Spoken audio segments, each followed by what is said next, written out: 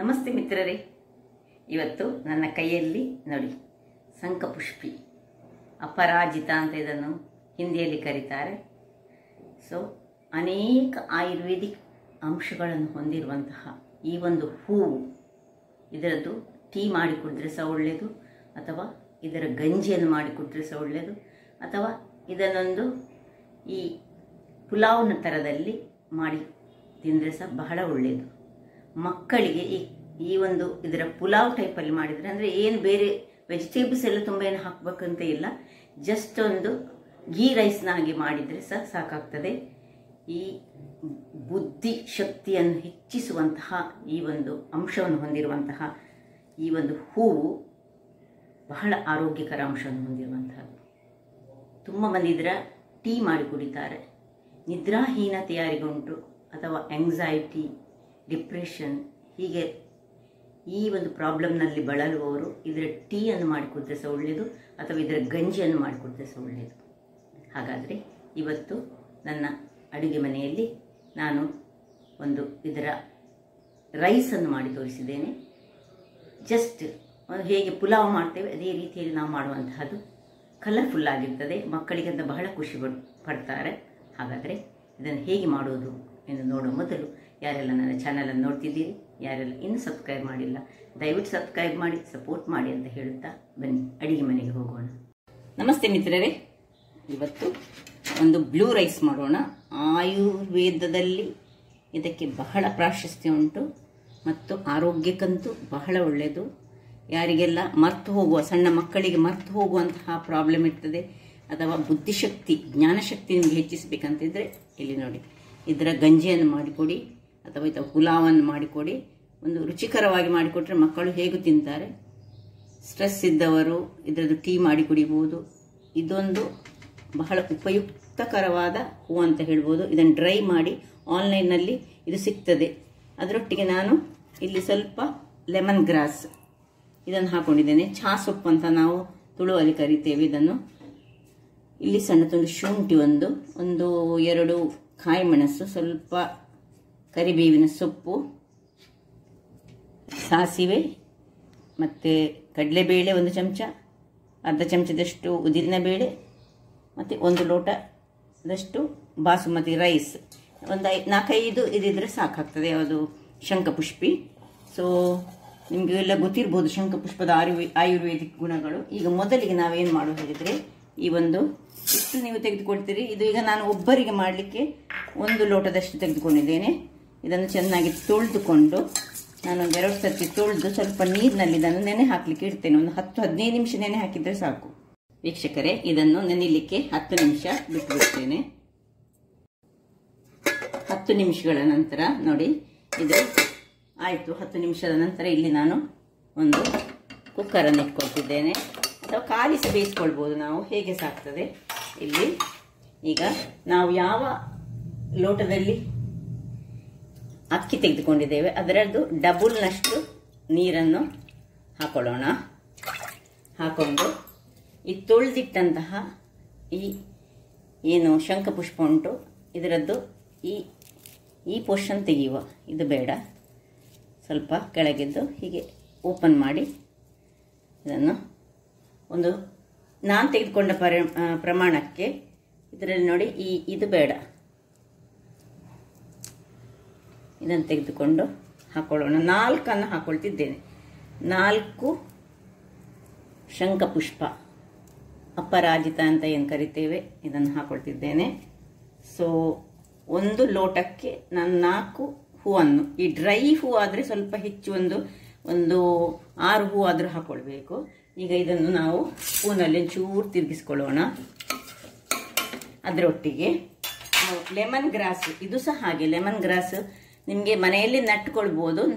ನನ್ನ ಹತ್ರ ಉಂಟು ಮನೆಯಲ್ಲಿ. ಇಲ್ಲದ್ರೆ ನೀವು ಇದನ್ನು ಹೊರಗೆ ಈ ಆನ್ಲೈನಲ್ಲಿ ಇದು ಸಹ ಸಿಗ್ತದೆ, ಅಥವಾ ಗ್ರಂಥಿ ಅಂಗಡಿಗಳಲ್ಲಿ ಇದು ಡ್ರೈ ಲೆಮನ್ ಗ್ರಾಸ್ ಸಿಗ್ತದೆ. ಸಣ್ಣ ಒಂದು ತುಂಡು ಸಾಕು ನೋಡಿ, ಇಷ್ಟೇ ಸಣ್ಣ ತುಂಡು ಸಾಕು. ಇಷ್ಟನ್ನು ಹಾಕಿ ಇದನ್ನು ಒಂದು ಮುಚ್ಚಳವನ್ನು ಮುಚ್ಚಿ ಸ್ವಲ್ಪ ಹೊತ್ತು ಕುದಿಯಲು ಬಿಡೋಣ. ಒಂದು ಸ್ವಲ್ಪ ಹೊತ್ತು ಹಾಗೆ ಇರಲಿ.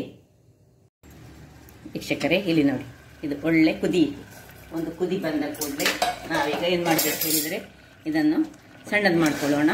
ಇನ್ನು ಇದನ್ನು ನೋಡಿ, ಕಲರ್ ನೋಡಿ ಅಂತ ಎಷ್ಟು ಚೆನ್ನಾಗಿ, ಏನು ಬೇರೆ ಕಲರ್ ಹಾಕಲಿಲ್ಲ, ಬ್ಲೂ ಕಲರ್ ಬಂತು. ಇದನ್ನು ಇನ್ನು ಇದು ಬೇಡ ನಮಗೆ ಡಿಸ್ಕಾರ್ಡ್ ಮಾಡಲಿಕ್ಕೆ. ಈಗ ಇದೇ ನೀರನ್ನು ಈ ಕುಕ್ಕರಲ್ಲಿ ಮಾಡೋದಾದರೆ ಕುಕ್ಕರಿಗೆ ಹಾಕೊಳ್ಳೋಣ.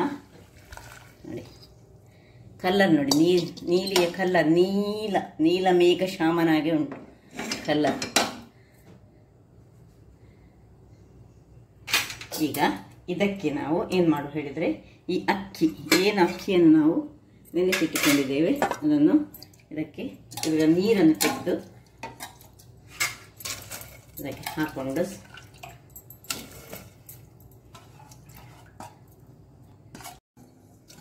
ಎಲ್ಲವನ್ನು ಹಾಕ್ಕೊಂಡು ನೋಡಿ, ನೀರಿನ ಅಳತೆ ಹೇಗೆ ಹೇಳಿದೆ ನಾನು ಆಗ ಹೇಳಿದ್ದೇನೆ. ಯಾವ ಲೋಟೆಯಲ್ಲಿ ನೀವು ತೆಗೆದುಕೊಂಡಿದ್ರೆ ಈ ಲೋಟೆಯಲ್ಲಿ 1 ಲೋಟಲ್ಲಿ ತೆಗೆದುಕೊಂಡ್ರೆ 1 ಲೋಟ ಮತ್ತು 3/4 ಲೋಟದಷ್ಟು ನೀರು ಹಾಕಬೇಕು. ಯಾಕಂದರೆ ಬಾಸುಮತಿ.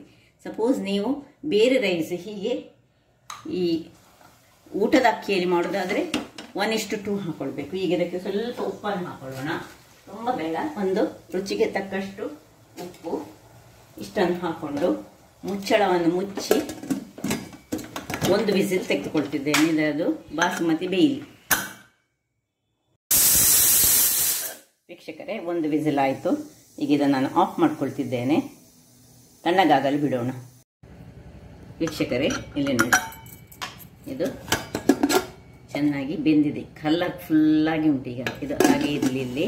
ಇಲ್ಲಿ ಒಂದು ಬಾಣಲೆಯನ್ನು ಇಟ್ಕೊಂಡು ಇದಕ್ಕೆ ಕೊತ್ತಿಸ್ಕೊಳ್ತಿದ್ದೇನೆ. ಈಗ ಇದಕ್ಕೆ ತುಪ್ಪ ಅಥವಾ ಎಣ್ಣೆ ನಿಮಗೆ ಬೇಕಿದ್ದದು. ನಾನು ಒಂದು ಸಣ್ಣ ತುಪ್ಪ, 1 ಚಮಚದಷ್ಟು ತುಪ್ಪ ಹಾಕ್ಕೊಂಡಿದ್ದೇನೆ. ಸ್ವಲ್ಪ ತುಪ್ಪ ತಣ್ಣಗಾಗಲಿ, ಅಷ್ಟೊತ್ತಾಗುವಾಗ. ತುಪ್ಪ ನೋಡಿ ಬಿಸಿ ಆಯಿತು. ತುಂಬ ಹಾಕಲಿಲ್ಲ, ಬೇಕಿದ್ದಷ್ಟು ಹಾಕ್ಕೊಳ್ಬೋದು ನೀವು, ಇದಕ್ಕಿಂತ ಸಹ ಹೆಚ್ಚು ಹಾಕ್ಕೊಳ್ಬೋದು, ಹಾಕಿದ್ರೆ ಸಹ ಒಳ್ಳೆಯದಾಗ್ತದೆ. ಈಗ ಸಾಸಿವೆ, ಉದ್ದಿನಬೇಳೆ ಮತ್ತು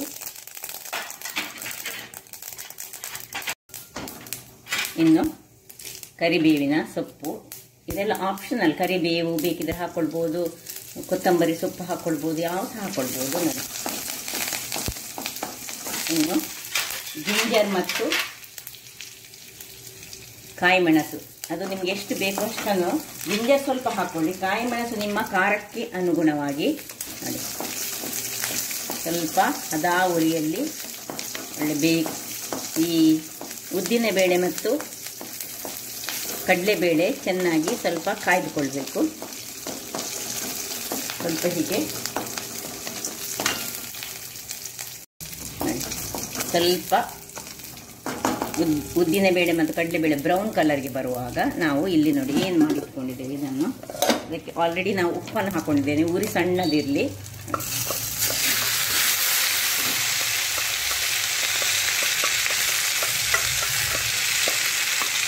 ಇದನ್ನೆಲ್ಲ ಹಾಕ್ಕೊಂಡು ಸ್ವಲ್ಪ ಒಟ್ಟಿಗೆ 1 ನಿಮಿಷ ಬೇಯಿಸ್ಕೊಳ್ಳೋಣ. ಇಲ್ಲೀಗ ಒಂದು ಲಿಂಬೆಯಲ್ಲಿ ಸಣ್ಣ ತುಂಡನ್ನು ನಾನು ನೋಡಿ ಇಷ್ಟೇ, ಇದರಲ್ಲಿ ಸಣ್ಣ ತುಂಡನ್ನು ಕಟ್ ಮಾಡಿಕೊಂಡು ಅದಕ್ಕೆ, ಇದು ಆಪ್ಷನಲ್, ಬೇಕಿದ್ರೆ ಹಾಕ್ಕೊಳ್ಬೋದು. ಆಗ ನಾವು ಹೇಗೆ ಸುರಿಗೆ ಈ ಶಂಖಪುಷ್ಪದ ನೀರನ್ನು ಕುದಿಸಿದೆವು ನೋಡಿ, ಆ ನೀರಲ್ಲಿ ನಾವು ಇದನ್ನು ಬೇಯಿಸ್ಕೊಳ್ಳೋದು. ಆ ನೀರಿಗೆ ಸಹ ಒಂದು ಸ್ವಲ್ಪ ಲಿಂಬೆಯನ್ನು ಹಿಂಡಿ ಬೆಳಗ್ಗಿನ ಹೊತ್ತು ಖಾಲಿ ಹೊಟ್ಟೆಯಲ್ಲಿ ಕುಡಿದ್ರೆ ಬಹಳ ಚೆನ್ನಾಗಿ ಆಗ್ತದೆ. ಅದು ಸಹ ಭಾರಿ ಒಳ್ಳೆಯದು ದೇಹಕ್ಕಂತೂ. ಅಂದರೆ ಯಾರಿಗೆಲ್ಲ ಸ್ವಲ್ಪ ನಿದ್ರಾಹೀನತೆ ಎಲ್ಲ ಉಂಟು ಅಂಥವರು, ಇನ್ಸೋಮಿನಿಯಾ ಅಂತ ಕರೀತಾರೆ, ಅಂಥವರು ಅದನ್ನು ಯೂಸ್ ಮಾಡ್ಬೋದು ನೋಡಿ. ಇದು ಆಯಿತು. ಈಗ ಸ್ವಲ್ಪ ಉರಿ ದೊಡ್ಡದು ಮಾಡ್ತಿದ್ದೇನೆ. ವೀಕ್ಷಕರೇ ನೋಡಿ ಆಯಿತು. ಇಷ್ಟಾಗುವಾಗ ಒಂದು ಚಮಚದಷ್ಟು ತೆಂಗಿನ ತುರಿ ಹಾಕ್ಕೊಳ್ತಿದ್ದೆ. ನಾವು ಕರಾವಳಿಗರು ತೆಂಗಿನ ತುರಿ ಇಲ್ಲದೆ ಯಾವುದನ್ನು ಮಾಡೋದಿಲ್ಲ. ಇದು ಆಪ್ಷನಲ್, ಬೇಕಿದ್ರೆ ಹಾಕ್ಕೊಳ್ಬೋದು, ರುಚಿಯನ್ನು ಕೊಡ್ತದೆ. ಮಕ್ಕಳಿಗೆ ಬೇಕಿದ್ರೆ ಇದನ್ನು ಸ್ವಲ್ಪ ನೀರಾಗಿ ಮಾಡಿಕೊಂಡು ಮಾಡಿದರೆ ಆಯಿತು, ಸಾಕು. ಇದನ್ನೀಗ ಆಫ್ ಮಾಡಿಕೊಂಡು ಸರ್ವ್ ಮಾಡೋಣ. ಈ ತೆಂಗಿನ ತುರಿ ಆಪ್ಷನಲ್, ನೀವು ಬೇಕಿದ್ರೆ ಹಾಕ್ಕೊಳ್ಬೋದು, ಮೊದಲು ಸಹ ಹಾಕ್ಕೊಳ್ಬೋದು, ಹಾಕದಿದ್ರೂ ಸಹ ನಡೀತದೆ. ಈಗ ಸರ್ವ್ ಮಾಡೋಣ ವೀಕ್ಷಕರೇ. ನೋಡಿ ಸರ್ವ್ ಮಾಡೋಣ.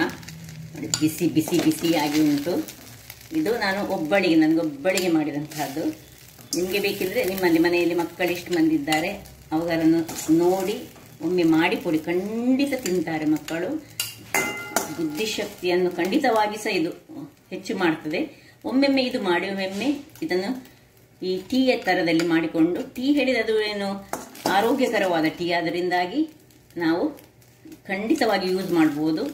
ಇದು ಸಣ್ಣ ತುಂಡು ಉಪ್ಪಿನಕಾಯಿ ಒಟ್ಟಿಗೆ ಸಹ ತಿಂದ್ಕೊಳ್ಬೋದು. ನೋಡಿ ನೋಡಿ, ಇದನ್ನು ಹೀಗೆ ಹಾಕ್ಕೊಂಡು